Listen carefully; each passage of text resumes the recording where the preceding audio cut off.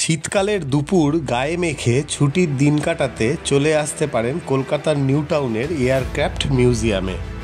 এই এয়ারক্রাফট মিউজিয়ামটি হল বিশাখাপত্তনমের পর ভারতের দ্বিতীয় এভিয়েশন মিউজিয়াম। এটি তৈরি করেছে কলকাতা মেট্রোপলিটন ডেভেলপমেন্ট অথরিটি। এটি খোলা হয় 2022 সালের 8 জুন। এয়ারক্রাফট মিউজিয়ামটি খোলা থাকে দুপুর 2:30 থেকে সন্ধ্যা 8:30 পর্যন্ত। এখানে পৌঁছাতে বিধাননগর রেলওয়ে স্টেশন থেকে বিশ্ববাংলাগামী যে কোনো বাস নিন বা সল্টলেক মেট্রো স্টেশনে নেমে নারকেল বাগান যাওয়ার বাসে চাপুন। 30 টাকা এন্ট্রি ফি দিয়ে ঢুকে পড়ুন মিউজিয়ামের মাঠে।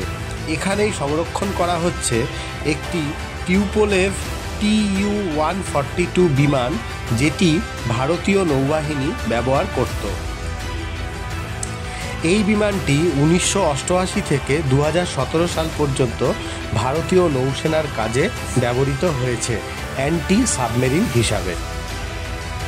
এটিকে 2020 সালে ভারতীয় নৌসেনা পশ্চিমবঙ্গ সরকারের হাতে তুলে দেয়।